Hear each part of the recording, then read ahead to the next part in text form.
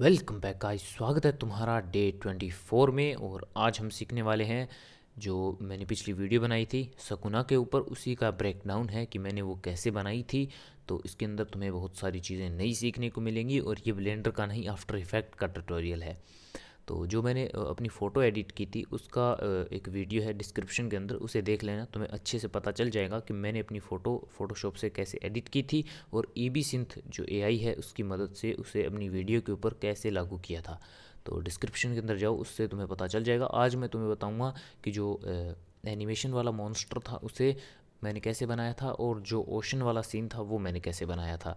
तो सबसे पहले तो हम जो वाटर ड्रॉप ओशन वाला सीन था उसे देख लेते हैं।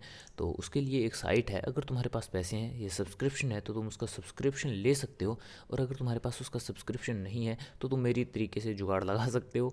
मैंने तो सीधे नॉर्मल गूगल के ऊपर जाकर टाइप किया था वाटर या ओशन सीन, तो मुझे बहुत सारी ओशन की जो वीडियोस हैं वो मिल गई थी। जो कि कुछ भी लिख सकते हो तुम, जैसे कि diving, under water diving, transition, जो कि एक पिक्सा भी साइट है, पिक्सल साइट है। इन दोनों के ऊपर तुम्हें बहुत सारी ओशन की जो वीडियो हैं वो मिल जाएंगी, जो कि बिल्कुल फ्री हैं। तो तुम इनका यूज़ कर सकते हो। और अगर तुम्हें बिल्कुल प्रोफेशनल चाहिए तो वो तुम्हें इसी के अंदर मिलेगी। लेकिन इसके अंदर एक दिक्कत है कि इसका जो सब्सक्रिप्शन है वो महीने का $15 है, जो कि हमारी औकात से बाहर है। तो अगर तुम्हारे पास पैसे हैं तो तुम इसे यूज़ कर सकते हो। इसके अंदर बहुत सारे अलग अलग इफ़ेक्ट हैं जो कि तुम यूज़ कर सकते हो। जैसे कि अगर तुम्हें डस्ट चाहिए या कोई मैजिकल पावर, बहुत सारी चीज़ें हैं जिन्हें तुम यूज़ कर सकते हो। मेरी तरफ से साइट तो बहुत अच्छी है, लेकिन पैसे बहुत ज़्यादा हैं और साली हमारी इतनी औकात नहीं है कि हम अभी इसे ले पाएँ। तो तुम जुगाड़ लगा सकते हो। मैंने इन्हीं साइटों में से किसी में से मैंने वो ओशन का सीन लिया था। तुम अपने अनुसार एक चूज़ कर सकते हो। वैसे वो मैं ब्लेंडर से बनाने वाला था, लेकिन मेरे पास इतना टाइम नहीं था कि मैं उसे रेंडर कर पाऊँ। तो वो बना तो लिया था लेकिन रेंडर नहीं कर पाया मैं मौके पे। तो मुझे जो स्टॉक फुटेज थी वो लेनी पड़ी। तो अब आते हैं उस मॉन्स्टर वाले सीन के ऊपर। तो उसे शुरू करते हैं कि हमने उसे बनाया कैसे था। तो अगर तुम्हें दिख रहा है तो बिल्कुल जेलिक्स रोज़ा जैसा ही मेरा जो प्रोजेक्ट है वो है। उतनी ही लेयर्स और जो फाइल हैं वो इस प्रीकॉम्प के अंदर हैं, जो कि हमारी ये रही। जो एक ब्लैक जो सॉलिड लेयर है वो, और एक वाइट, इन दोनों की मदद से मैंने ये इफ़ेक्ट बनाया था। और ये इतना मुश्किल है नहीं जितना मुझे लगा था। ये बहुत ही सिंपल है और इसके अंदर मैंने बहुत ही सिंपल एनिमेशन दी है। तो वो देखने से एक बार ऐसा लगता है कि ये बहुत ज़्यादा मुश्किल है, लेकिन ये इतना मुश्किल है नहीं। सबसे पहले तो जो एक हमारा मैन ब्लैक एरिया है उसके लिए हमने एक सॉलिड क्रिएट किया था। अगर मैं राइट क्लिक करूं तो यहाँ पर तुम न्यू के ऊपर सॉलिड क्रिएट कर सकते हो। सॉलिड के अंदर तुम कोई भी कलर चूज़ कर सकते हो। मैंने बैकग्राउंड के अंदर ब्लैक कलर चूज़ किया था। अगर तुम चाहो तो लेयर के ऊपर, न्यू के ऊपर, यहाँ से भी सॉलिड को क्रिएट कर सकते हो। वैसे एक चीज़ को करने के बहुत सारे तरीके हैं, लेकिन तुम्हारी मर्ज़ी है यार, तुम जहाँ से चाहो वहाँ से क्रिएट कर सकते हो। अब हम आते हैं हमारे प्रीकॉम्प के ऊपर। तो ये रहा। और इसके अंदर मैंने दो जो कि एक ब्लैक सॉलिड है और एक वाइट सॉलिड है वो क्रिएट किया था। मैंने ब्लैक जो सॉलिड है उसे ऊपर रखा और वाइट सॉलिड को नीचे रखा। और उसके बाद मैंने जो यहाँ पर पेन टूल है, अगर तुमने फ़ोटोशॉप का यूज़ किया है तो तुम्हें पेन टूल के बारे में अच्छी खासी नॉलेज होगी। तो इसका तुम उपयोग इस्तेमाल कर सकते हो और तुम्हें करना आता भी होगा। तो नॉर्मल मैंने जस्ट मास्क क्रिएट किया था, जैसे कि तुम यहाँ देख रहे हो। मैं बस नॉर्मल मास्क क्रिएट कर सकता हूँ। ये मास्क नहीं, ये ऊपर इसके अलग ही लेयर बन गई है, तो वो हमें नहीं चाहिए। मास्क क्रिएट करने के लिए सबसे पहले तुम्हें जो जो लेयर है वो सेलेक्ट करनी पड़ेगी। तो वो मैंने सेलेक्ट नहीं की थी।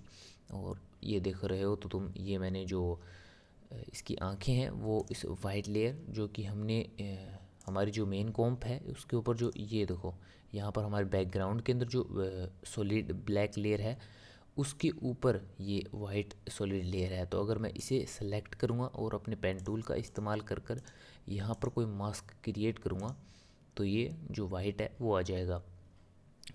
ये मुझे नहीं चाहिए। तो जैसे मैंने तुम्हें बताया कि ये जो आँखें हैं ये पेन टूल की सहायता से तुम क्रिएट कर सकते हो।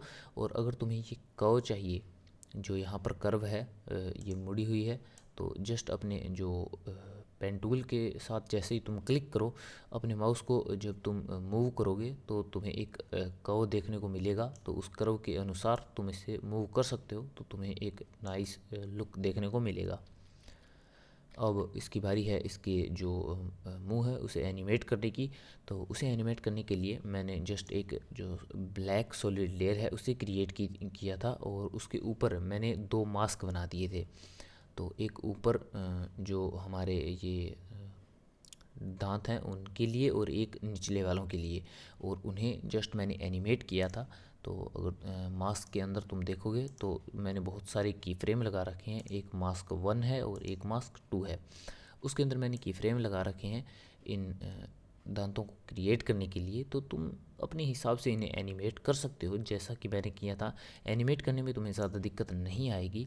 तुम्हें बस अपने मास्क के जो साइड में ये एरो का निशान है इसके ऊपर क्लिक करना है, और जो मास्क पैथ है उसके पास तुम्हें एक वॉच का जो निशान है वो तुम्हें दिख रहा है। तो वॉच के निशान के ऊपर जैसे ही तुम क्लिक करोगे तो वो जो कि ब्लू है वो हो जाएगी। ब्लू होने के बाद तुम्हें जस्ट अपने जो ये क्या बोलते हैं इसे, कर्सर है, इसे अपने फर्स्ट की फ्रेम के ऊपर ले जाना है, और उसके बाद तुम्हें अपने जो दांत हैं उन्हें एनिमेट करना है। और जब तुम अपने अगले वाले की फ्रेम के ऊपर जाओगे तो फिर उनकी पोजीशन को बदल देना है। अगर मैं तुम्हें इसका एक एग्जांपल दूं तो यहाँ पर इनकी ये पोजीशन है। तो अगर मैं यहाँ पर चला जाऊँ और अब मैं अगर इनकी पोजीशन को चेंज कर दूँ तो अगर तुम्हें दिख रहा है तो ये एनिमेट होगा।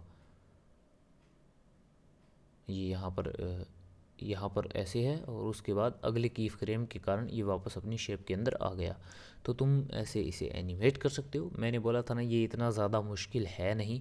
और उसके बाद जस्ट मैंने इन दोनों का तो मैंने तुम्हें बता दिया। इन्हें क्रिएट करने के बाद मैंने एक एडजस्टमेंट लेयर इसके ऊपर डाल दी थी, और उसके ऊपर मैंने इफ़ेक्ट लगाया था, जो कि इफ़ेक्ट हमारा है। इफ़ेक्ट के अंदर जाएंगे और एक है फ्रैक्टल नॉइज़ और वीसी कलर वाइब्रेंस। ये वीसी कलर वाइब्रेंस ये एक एड ऑन है जो कि आफ्टर इफ़ेक्ट के अंदर अंदर नहीं मिलता है। हमें इसे अलग से जो कि है इंपोर्ट करना पड़ता है। तो वो तुम जाकर इसे डाउनलोड कर लेना और इसके अंदर ऐड कर लेना। तुम्हें इफ़ेक्ट के अंदर ये वीसी कलर वाइब्रेंस इफ़ेक्ट मिल जाएगा जो कि वीडियो को पायलट की तरफ से है। तो मेरे हिसाब से ये बहुत अच्छा है। इसे यूज़ करने के बाद मैं तुम्हें अपनी जो सेटिंग है वो दिखा देता हूँ कि मैंने इनके अंदर किया क्या था।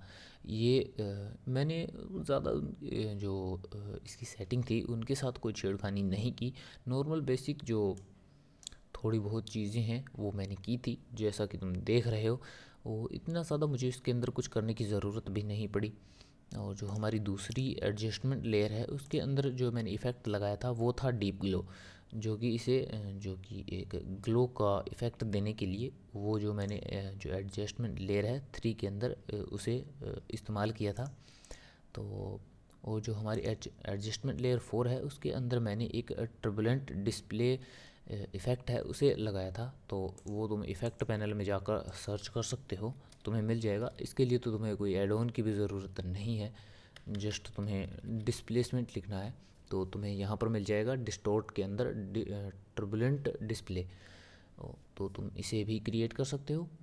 और जो हमारी ऊपर वाली जो एडजस्टमेंट लेयर है तो मैंने अपनी जो एडजस्टमेंट लेयर 5 है उसके अंदर मैंने एक मीडियन इफ़ेक्ट है उसे इस्तेमाल किया था जिसका रेडियस मैंने 6 कर दिया था। अगर मैं तुम्हें इसका जो रेडियस है वो अगर 0 कर दूं तो तुम्हें दिख रहा है। तो इसके जो एज हैं वो बहुत हार्श हैं, और उन्हें मैंने जो थोड़ा बहुत ब्लर करने के लिए जो इसकी रेडियस वैल्यू है उसे 6 कर दिया।